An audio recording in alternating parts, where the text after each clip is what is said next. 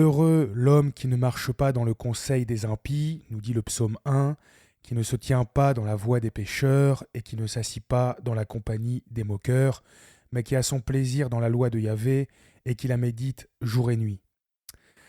Voilà un très beau verset pour décrire Monseigneur Tuc, verset parfaitement approprié pour faire l'éloge de ce successeur des apôtres et dont il a su se rendre digne. En ces temps troubles, où le perfide Bergoglio et ses sbires modernistes qui occupent Rome ne cessent de cracher à la face du Christ, il est plus que nécessaire de rappeler à la mémoire des fidèles catholiques d'aujourd'hui le souvenir de ceux qui les ont précédés dans le combat.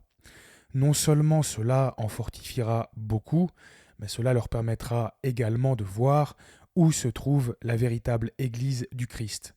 Là où la lumière du Saint-Esprit resplendit, là est la vraie communion des saints. Pour parler du seul évêque qui eut jadis le courage de déclarer officiellement la vacance du Saint-Siège, j'ai l'honneur et le plaisir d'accueillir Pierre Joly, auteur de Croisade contre Vatican II et de L'imposteur du Saint-Siège, édité par le Cercle Saint-Robert Bellarmin. Pierre, comment vas-tu ? Très bien, et toi? Ça va, je t'en remercie. Bah, écoute, je suis content que tu sois avec moi. Voilà, d'autant plus que tous les deux, nous avons le même éditeur. Pour ceux qui ne le savent pas, j'ai édité mon premier ouvrage, Le Carnaval de l'Enfer, également grâce au Cercle Saint-Robert Bellarmin, où j'explique justement ce qu'est la doctrine hérétique de la liberté religieuse et que je ne saurais que trop recommander pour ceux qui veulent vraiment comprendre l'imposture qu'a Vatican II. En ce qui concerne ton livre, bah pour l'avoir lu, je peux dire que j'ai beaucoup aimé, en particulier les nombreuses citations des imposteurs modernistes qui révèlent bien le fond de leur pensée hérétique et surtout grotesque. Voilà, c'est une très bonne introduction pour ceux qui se posent des questions et qui veulent en savoir plus sur le sédévacantisme et sa genèse. Quant au premier que tu as écrit, L'imposteur du Saint-Siège, je dois t'avouer que je ne l'ai pas lu parce que la couverture me faisait un petit peu peur. Donc, sans plus attendre, rentrons dans le vif du sujet. Peux-tu, Pierre, toi qui connais Monseigneur Tuc, nous le présenter un petit peu? Eh bien, d'abord, ce qu'on peut dire sur Monseigneur Pierre-Martin Ngoc, c'est qu'il est né le 6 octobre 1897 dans la ville de Hue, au Vietnam, et qu'il est mort le 13 décembre 1984 dans la ville de Carthage, dans l'État du Missouri, aux États-Unis, dans des circonstances assez troubles, comme on va le voir par la suite. Ensuite, après avoir été nommé légat de Pie XI, Monseigneur Tuc a été consacré par Monseigneur Antonin Fernand Drapier, un archevêque français qui à l'époque était le délégué apostolique d'Indochine. D'ailleurs, dans un bref daté du 15 mars 1938, Pie XI a déclaré: En vertu de la plénitude du pouvoir du Saint-Siège apostolique, nous instituons comme légat Pierre-Martin Ngoc, évêque titulaire de Cézina, pour des fins que nous connaissons, avec tous les pouvoirs nécessaires. Fin de citation. Dans son curriculum vitae publié le 13 mars 1978, Monseigneur Tuc expliquait ceci. On était en l'année 1938, j'avais 41 ans, préconisé évêque titulaire de Cézina le 8 janvier 1938 et consacré le 4 mai 1938. Le bon Dieu m'a aidé à organiser ce diocèse, construire son séminaire et rendre les paroisses autosuffisantes. Devenu un diocèse modèle, Vinglong, qui est en fait une province du sud du Vietnam, a donné déjà 2 évêques à l'église du Vietnam. Un autre évêque a été consacré dernièrement comme coadjuteur. Ces 3 évêques ont été envoyés par moi en Europe pour faire des études supérieures. Fin de citation. Voilà, donc on peut dire que Monseigneur Tuc, avant la crise et qu'il ne se déclare officiellement sédévacantiste, on peut dire que c'était un évêque comme les autres en fait. En effet, ouais, c'est exactement ça. D'ailleurs, il existe quelques interrogations concernant son rôle exact lors du conciliabule de Vatican II. Dans un article publié par le journal Le Monde le 17 janvier 1976, on peut lire par exemple que lors du Concile Vatican II de 1962, il se fit remarquer par ses prises de position intégristes. On peut dire que ce témoignage confirme les propos de Monseigneur Tuc, qui, à la page 77 de son autobiographie, expliquait concernant son rôle au Concile que ces quelques interventions avaient pour but de défendre l'Église du Christ contre les attaques modernistes, et contre la dégradation de l'Église minée par le parti moderniste bien organisé, guidé par Suénins et d'autres prélats comme Marty, l'actuel cardinal archevêque de Paris. En plus, dans un article publié en 1992, le Père Noël Barbara soulignera d'ailleurs que Monseigneur Lefebvre a très bien connu Monseigneur N'Godin Tuc lors du Concile Vatican II et que celui-ci le considérait comme un évêque avec de bonnes vues doctrinales, car comme lui, cet évêque appartenait au groupe conservateur. Il ajoutait également qu'il avait entendu ces faits directement de Monseigneur Lefebvre. Toutefois, si l'on en croit les actes du conciliabule de Vatican II, il semblerait que Monseigneur Tuc ait tenu des propos assez ambigus sur les membres des autres religions et sur la place des femmes au sein de l'Église. Par exemple, dans la première déclaration attribuée à Monseigneur Tuc, on peut lire ceci. « C'est avec une grande consolation que je regarde les délégués des églises chrétiennes non catholiques présents à ces rencontres comme des témoins de notre fraternité, de notre sincérité et de notre liberté. Mais où sont les délégués ou les observateurs non chrétiens ? N'ont-ils pas besoin de ce merveilleux spectacle d'unité de l'Église catholique ? N'ont-ils pas besoin d'un exposé de notre foi catholique ? Cette absence d'invitation aux chefs des religions non chrétiennes confirme en quelque sorte les préjugés qui se répandent dans le monde asiatique et africain. L'Église catholique est une église pour les personnes de couleur blanche, pas pour les gens de couleur. Alors que les nouveaux diocèses qui naissent au jour le jour dans l'Église semblent tous venir d'Asie ou d'Afrique, où les habitants ne sont pas catholiques, surtout ceux qui sont mahométans, ils désirent souvent non seulement être unis, mais être identifiés à l'Église catholique. Je ne sais quel préjugé peut empêcher qu'une invitation soit envoyée à ces gens dont le nombre est comme le sable de la mer, afin qu'ils puissent contempler le visage de l'Église mère en la personne de son précurseur, afin que leur cœur soit attiré par la foi et qu'ils embrassent l'Église mère en qui il n'y a pas de distinction ni entre juifs et grecs, ni entre métis et blancs. » Fin de citation. Alors ici, on peut constater que cette citation ne contient rien d'hétérodoxe, même si on peut quand même s'interroger sur la pertinence de l'idée d'inviter des non-chrétiens à un concile supposément œcuménique. On peut tout de même souligner que cette proposition partait d'une bonne intention, puisqu'elle avait pour but de convertir les membres de fausses religions à la foi catholique. En revanche, dans la deuxième déclaration attribuée à Monseigneur Tuc, on peut lire la chose suivante. Sous le nom de peuple de Dieu sont inclus à la fois la hiérarchie et les laïcs dans l'Église. De plus, si le souhait de n'importe quel père conciliaire est exaucé, toute l'humanité de l'Église devrait être incluse. Quoi qu'il en soit, il me semble un fait surprenant qu'il n'y ait jamais eu une esquisse expresse du peuple de Dieu qui parle des femmes, de sorte que l'Église apparaît comme entièrement masculine. Mais la réalité n'est pas comme ça. Les femmes ne constituent-elles pas la majorité des laïcs, voire de l'humanité ? Ces femmes ne souffrent-elles pas de tant de prescriptions ecclésiastiques très ennuyeuses et injustes ? Bien sûr, je sais très bien que l'Église devait agir de manière à ne pas heurter les préjugés de ces époques. Ainsi, saint Paul imposa un voile aux femmes dans l'Église, afin qu'elles ne déplaisent pas aux anges. Pourquoi des hommes marcheraient-ils si fièrement la tête nue, ce qui est contraire à la coutume actuelle des clercs, tant en Occident qu'en Orient ? Ainsi, le silence fut imposé aux femmes, tandis que dans cette basilique, les murs résonnaient depuis peu de la voix des pères.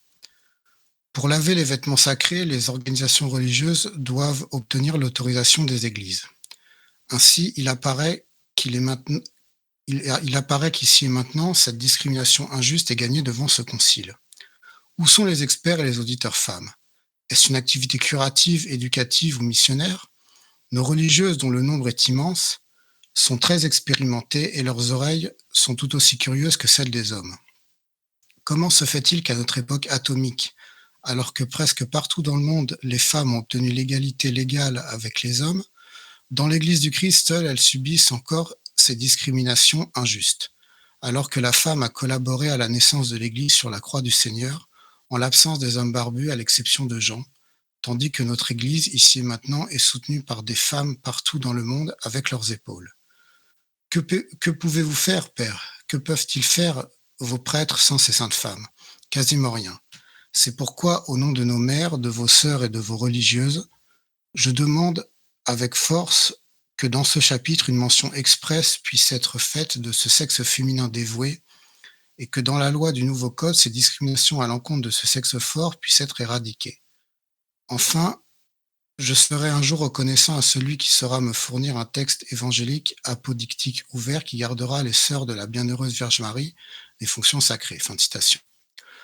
Alors ici, cette citation est un peu plus problématique, car elle entre en contradiction non seulement avec l'enseignement de l'apôtre saint Paul dans le 14e chapitre de sa première épître aux Corinthiens, mais aussi avec l'enseignement du pape Benoît XIV dans son encyclique Alata et Sunt du 26 juillet 1755. Quoi qu'il en soit, même en admettant l'authenticité des propos qui furent attribués à Monseigneur Tuc lors du conciliabule de Vatican II, force est de constater que ces déclarations ne correspondent absolument pas à l'état d'esprit qui animait cet archevêque à partir du milieu des années 70. D'ailleurs, dans un article publié en 1982, M. René Rouchette faisait remarquer que si le père Guérard Deslauriers et l'abbé Schaeffer lui ont demandé le premier le sacre et le second l'ordination sacerdotale, c'est parce qu'ils le connaissaient respectivement depuis 1978 et depuis 1974, et qu'ils étaient certains de ses convictions. Fin de citation. Alors effectivement, à cette époque, son orthodoxie, si on se rapporte à ses propos, était sujette à question, mais bon, de très bonnes choses se manifestaient également en lui.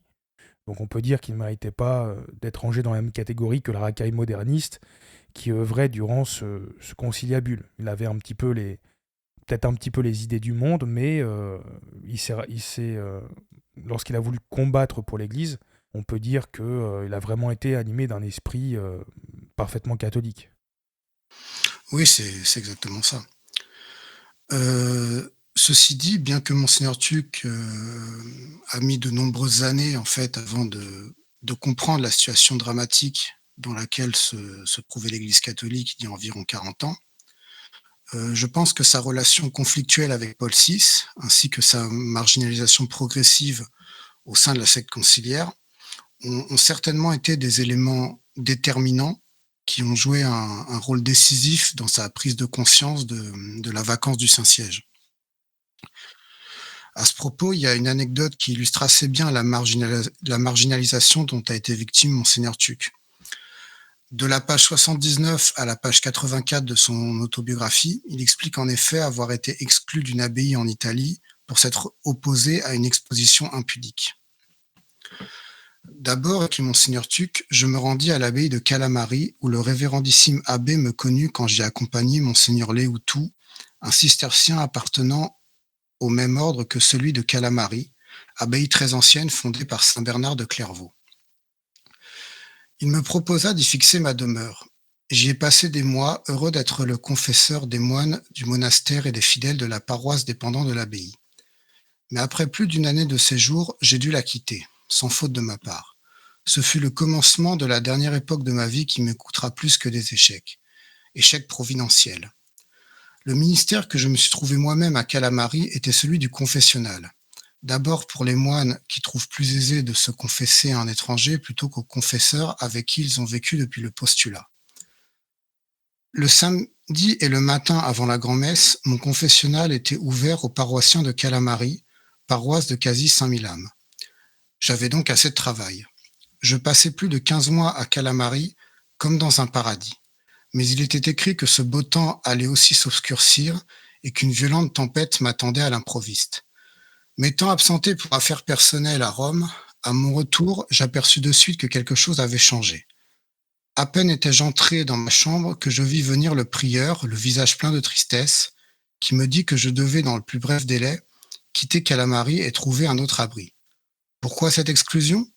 Le prieur me dit que le père abbé a été informé que vous auriez dénoncé au Vatican une exposition de nus, qu'une exposition de nus a été inaugurée dans la salle de la bibliothèque de l'abbaye et l'abbé a été réprimandé par le révérendissime abbé Sigard, la plus haute autorité de l'ordre cistercien. Je me souvins alors de la lettre envoyée à l'abbé Sigard par moi-même sous le sceau du secret. Dans cette lettre, je priais cet abbé de faire connaître au Vatican qu'un moine de Calamari, accompagné d'un prêtre italien postulant de ce monastère, scandalisé de l'ouverture de l'exposition de nus et surtout de prospectus reproduisant les nus imprimés à l'imprimerie du monastère, et envoyé gratuitement aux paroissiens de l'abbaye et aux visiteurs portant sur la première page, après le nom de l'abbé, mon nom et mes titres ecclésiastiques comme président d'honneur de cette exposition, m'avait averti de cette singulière exposition capable d'étonner le Vatican. Dans cette lettre à l'abbé Sigard, je dis que j'étais absolument ignorant de cette exposition et que personne ne m'avait demandé mon accord pour y figurer comme coprésident d'honneur. Je priais donc l'abbé de rétablir la vérité auprès du Vatican, mais de ne pas faire connaître à Calamari cette correspondance. L'abbé Sigard avait eu l'indélicatesse de révéler à l'abbé Boutarazzi le contenu de ma lettre. D'où la fureur de Boutarazzi et sa décision de m'expulser illico de l'abbaye. Donc aucune sanction pour les promoteurs de l'exposition scandaleuse, mais punition pour moi, prétendu dénonciateur de ces moines. Le prieur m'accorda un délai d'1 jour pour faire mes paquets et trouver un refuge. Fin de citation. Voilà, donc on peut voir déjà à l'époque de Paul VI toute la déchéance qui s'installait et le laxisme envers des gens qui n'avaient rien de catholique, quoi. Cet imposteur de Paul VI, par son laxisme coupable, on peut bien dire il a vraiment envoyé le signal à tous les corrompus de cette secte qu'ils pouvaient se mettre à l'aise et révéler leur vraie motivation. Parce que franchement, une affaire aussi grave aurait dû obliger Rome à intervenir et à condamner sévèrement les coupables. Et ça, comme on voit, ce n'est pas arrivé. Merci Saint Paul VI, conciliaire. Oui, c'est clair. Par ailleurs, justement, concernant sa relation avec Paul VI, Monseigneur Tuc nous a donné plusieurs témoignages assez intéressants. D'abord, dans son curriculum vitae, Monseigneur Tuc écrivit la chose suivante. En dehors de l'organisation de mon diocèse, le Saint-Siège et l'épiscopat du Sud-Vietnam me confièrent la fondation et l'organisation de l'université de Dalat. Cette université était considérée comme la meilleure du Vietnam. Enfin, le 24 novembre 1960, j'ai été transféré à l'archidiocèse métropolitain de Hue, là où j'avais vu le jour le 6 octobre 1897. Ce périple aux yeux du monde assez brillant fut stoppé par la volonté de Paul VI, qui m'imposa la démission à 73 ans pour laisser la place à son fils, Monseigneur Philippe Nguyen Kim Dien. Je dis son fils car Monseigneur Dien partageait la politique de l'Est du pape actuel, entre guillemets pape actuel. Ici commença mon chemin de croix, où le bon Dieu m'indiqua le tournant de ma vie. Fin de citation. Ensuite, à la page 12 de son autobiographie, Monseigneur Tuc a écrit ceci.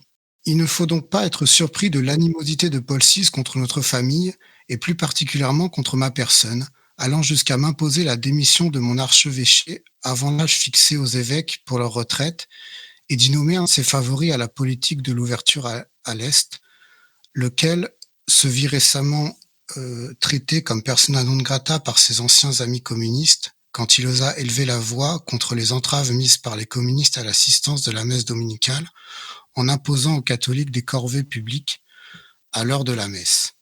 Et pour lui faire sentir leur rupture, les communistes ne lui permirent pas d'assister au synode de 1977 avec les 3 autres archevêques vietnamiens.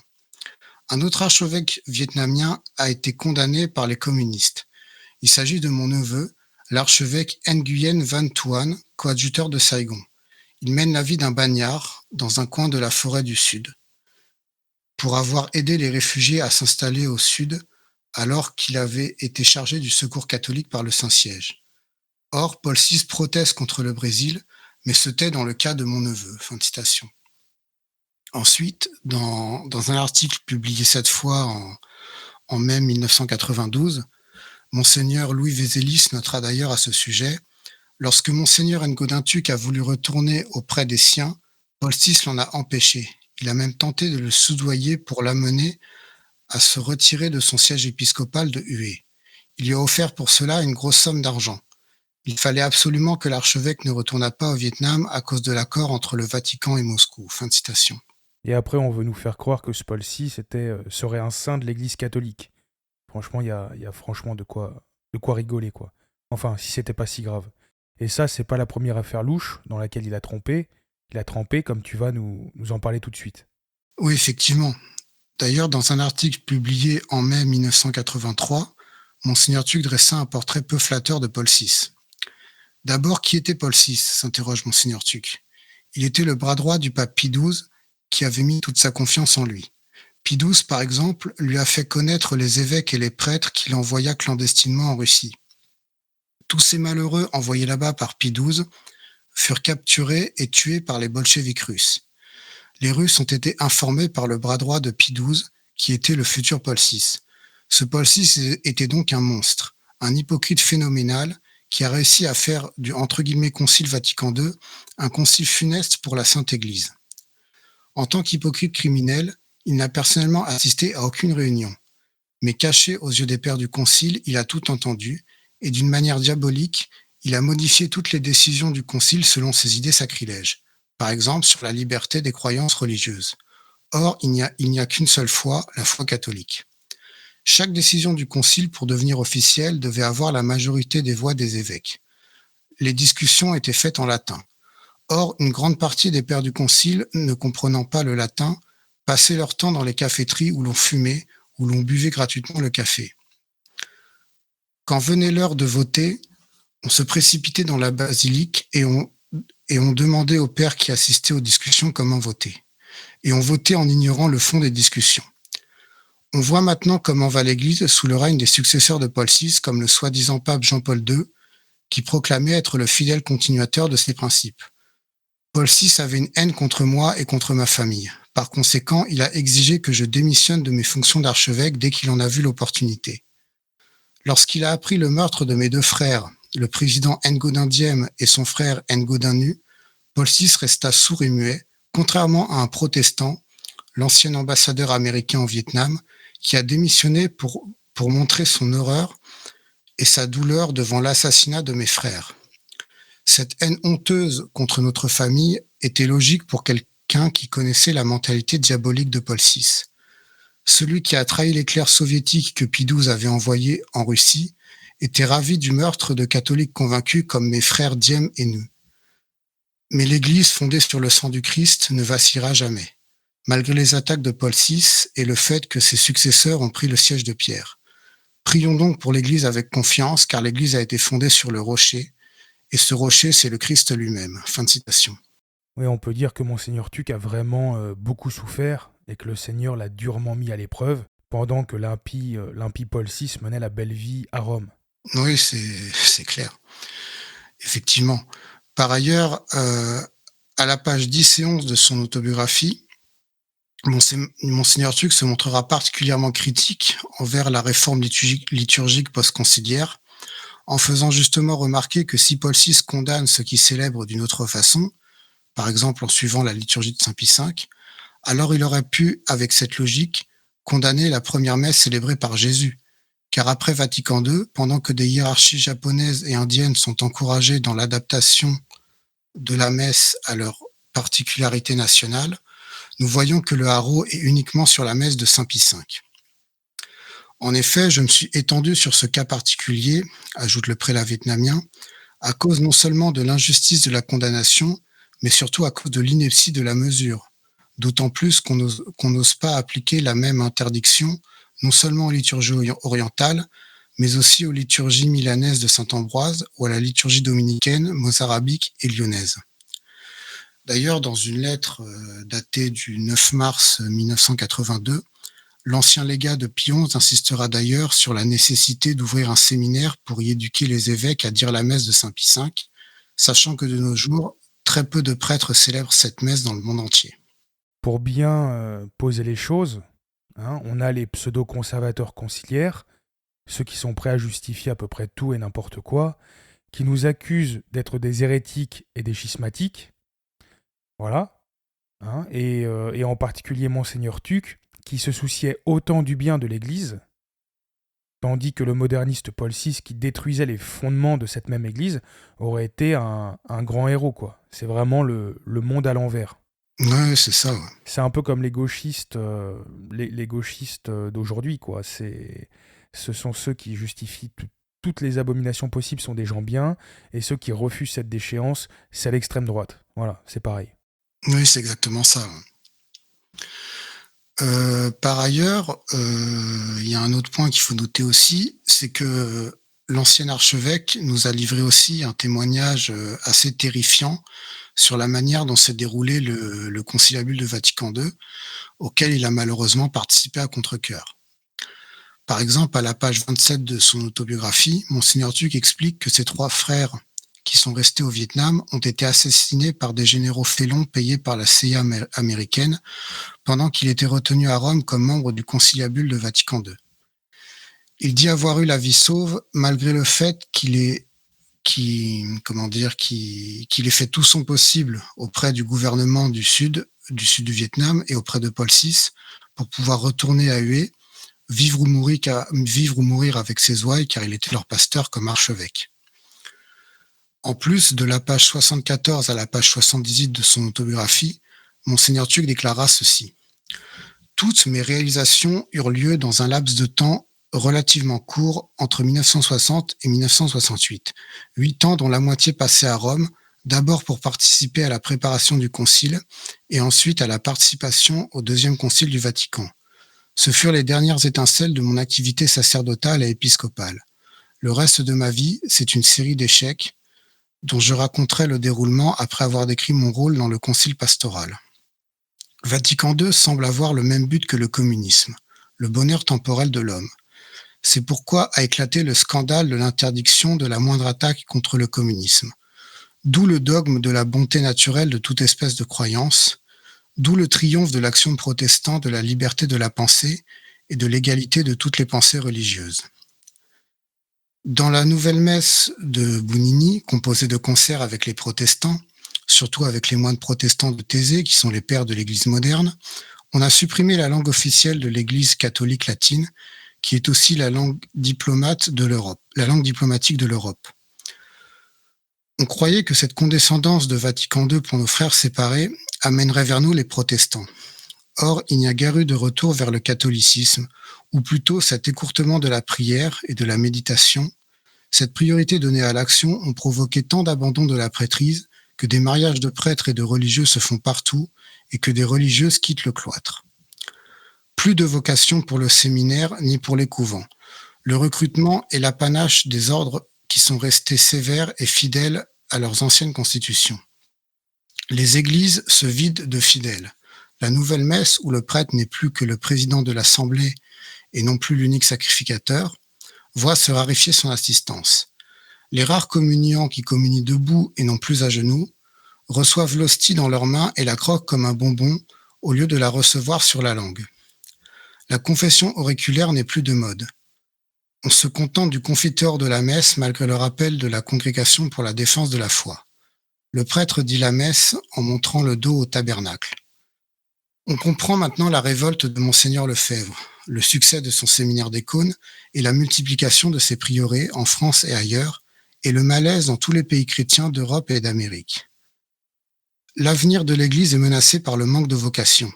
Le marxisme triomphe partout. L'Amérique du Sud, où autrefois la religion catholique régnait sans contestation, est troublée par la lutte entre les traditionalistes et les partisans de Vatican II. La Russie soviétique est agissante partout. Sa flotte est la plus grande du monde. Son budget militaire dépasse celui des États-Unis. Elle intervient en Afrique, en Amérique du Sud, partout, même au Vatican, où Paul VI, malgré tant de déboires, persiste dans sa politique de la main tendue au communisme. Ce qui précède fait comprendre mon rôle au Concile, mais quelques interventions ont pour but de défendre l'Église du Christ contre les attaques modernistes, contre la dégradation de l'Église minée par le parti moderniste bien organisé, guidé par Suenens et d'autres prélats comme Marty, l'actuel cardinal archevêque de Paris. Je dois aussi ajouter que la majorité des pères du Concile, en particulier ceux d'Amérique du Nord, ne comprenaient pas bien le latin, langue officielle et obligatoire du Concile. Ils passaient une grande partie des débats conciliaires aux 2 bars installés à la place Saint-Pierre, en buvant du café ou du Coca-Cola, et ne rentraient qu'à l'heure du vote sans savoir au juste quoi voter. Ils votèrent au hasard, tantôt oui, tantôt non, pour changer comme ils disent, et ces votes, officiellement, comptaient comme inspirés du Saint-Esprit et s'additionnaient en majorité. Tout le monde a vu un cardinal américain quitter le concile après quelques sessions et rentrer en Amérique en disant que sa présence au concile était moins utile que de rentrer dans la patrie des dollars pour trouver de l'argent, car le concile coûtait très cher au Saint-Siège. On vit au concile beaucoup de retournements d'opinion.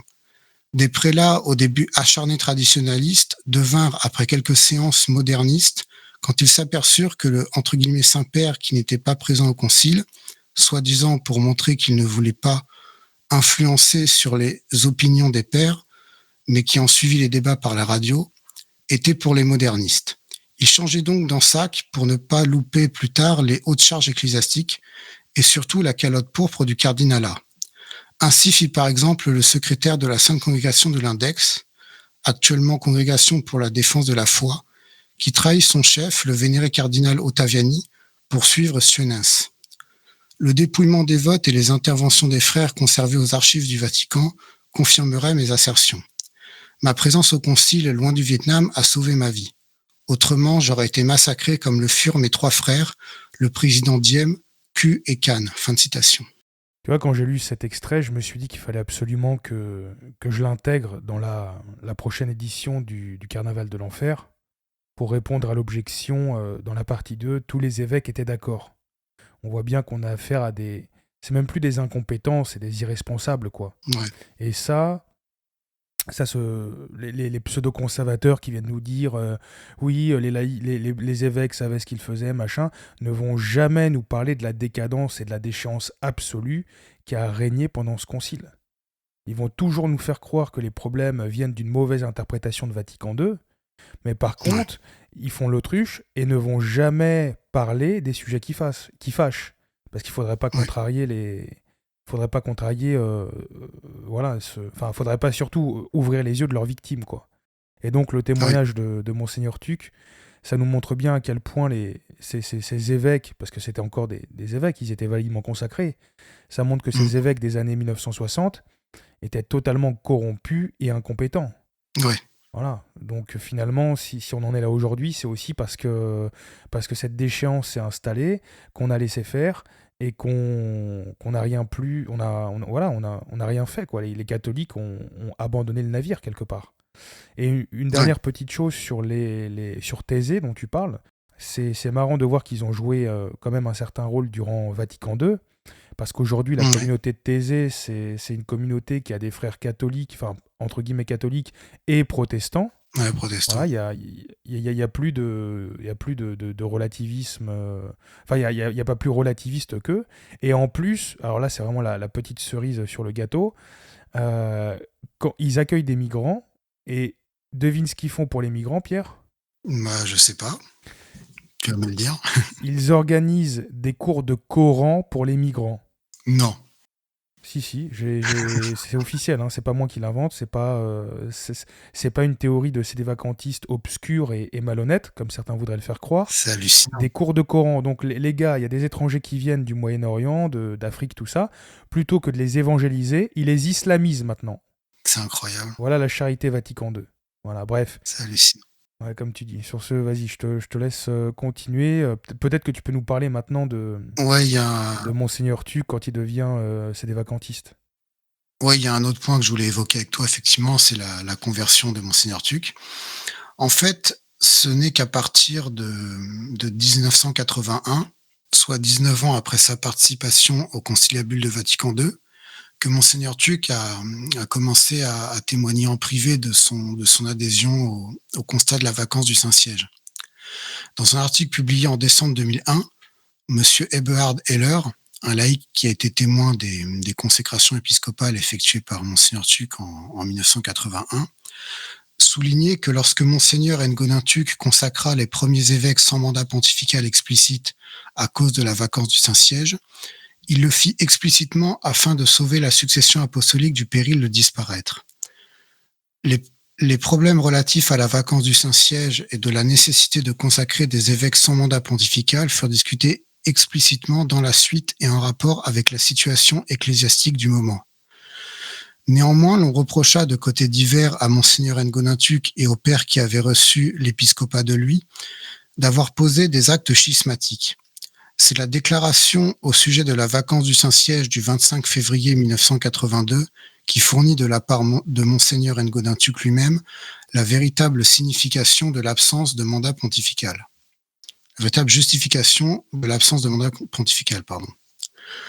On objecte de divers côtés aujourd'hui encore que cette déclaration aurait dû être publiée avant les sacres parce que ceci ne pouvait être justifié par l'adoption de cette position. Les personnes qui raisonnent de la sorte supposent que la position de l'archevêque à l'époque de la première consécration aurait différé de celle de l'époque de la formulation de la déclaration. C'est une opinion qu'on ne peut accepter, car dès notre première visite chez Monseigneur Tuc, accompagné du révérend Dr Katzer, qui s'était mis comme premier candidat à la disposition pour un sacre, décédé entre-temps, la discussion porta sur la vacance du Saint-Siège, le péril de la perte de la succession apostolique et les falsifications de la Sainte Messe. Il y eut un vote sur les positions prises. Ce n'est que sur cette base que les sacres qui suivirent ont été donnés. D'autre part, on était acculé par les circonstances du moment à faire ces sacres dans la clandestinité. Sous ce rapport, il suffit de penser à la fuite précipitée de l'archevêque en Allemagne, car il craignait à juste titre la persécution après que ces sacres avaient été divulgués à la presse par le père Barbara. De plus, il faut penser aussi au fait que quelques années plus tard, il a été effectivement kidnappé au séminaire de Rochester aux États-Unis pour une destination inconnue. Fin de citation. Par la suite, Monseigneur Tuc a officiellement proclamé la vacance du Saint-Siège lors d'une messe célébrée dans la chapelle Saint-Michel de Munich le 21 mars 1982. C'est d'ailleurs à cette occasion qu'il a rendu public le texte de cette déclaration qu'il avait rédigé le 25 février de cette même année. De nos jours, déclare Monseigneur Tuc, dans quel état nous paraît l'Église catholique ? À Rome, le « pape Jean-Paul II » règne entouré du collège des cardinaux et de nombreux évêques et prélats. En dehors de Rome, l'Église catholique, avec ses évêques et ses prêtres, apparaît florissante. Le nombre des catholiques est immense. Tous les jours, la messe est célébrée dans de nombreuses églises et le dimanche, elles reçoivent de très nombreux fidèles qui écoutent la messe et y communient. Mais aux yeux de Dieu, quel est l'état de l'Église ? Les messes quotidiennes ou dominicales auxquelles les fidèles assistent plaisent-elles à Dieu ? Nullement, parce que cette messe est la même pour les catholiques et les protestants. Pour cette raison, elle ne plaît pas à Dieu et elle est invalide. La seule messe qui plaît à Dieu est la messe de Saint Pie V, qui est célébrée par un petit nombre de prêtres et d'évêques dont je suis. Pour cette raison, on doit autant que possible ouvrir pour les candidats au sacerdoce un séminaire qui plaise à Dieu. En plus de cette « messe ne plaisant pas à Dieu », il y a de nombreuses choses où Dieu refuse sa grâce, par exemple dans l'ordination sacerdotale, dans la consécration épiscopale, dans les sacrements de confirmation et d'extrême-onction. En outre, les prêtres cultivent le modernisme, le faux œcuménisme, le culte de l'homme, la liberté étendue à toutes les religions, ne condamnent pas et n'excluent pas les hérétiques. Pour cela, en tant qu'évêque de la Sainte Église catholique romaine, je juge que le siège de l'Église catholique romaine est vacant et qu'il me faut comme évêque tout faire pour que l'Église catholique romaine continue à conduire les âmes au salut éternel. Citation. Oui, on voit bien que Monseigneur Tuc a vraiment eu un grand courage, puisque finalement ça a été le premier et le seul à cette époque-là qui a eu le courage, la force de déclarer que le siège était vacant en fait, devant toute cette déchéance ambiante. Ouais. Et c'était pas ces évêques qui étaient faibles et opportunistes qui allaient faire quoi que ce soit. Non, c'est sûr. Donc, écoute, moi j'ai vraiment hâte que tu nous racontes toutes les péripéties de Monseigneur Tuc après qu'il ait déclaré la vacance du Saint-Siège. Je te propose qu'on garde ça pour la prochaine partie. Voilà, ça fait déjà pas mal de choses à méditer. Ouais. Et on revient très vite pour que tu nous dises tout ça. Ok. Ça marche. Merci à tous ceux qui nous ont écoutés. Et on vous dit à très vite pour la suite. À bientôt.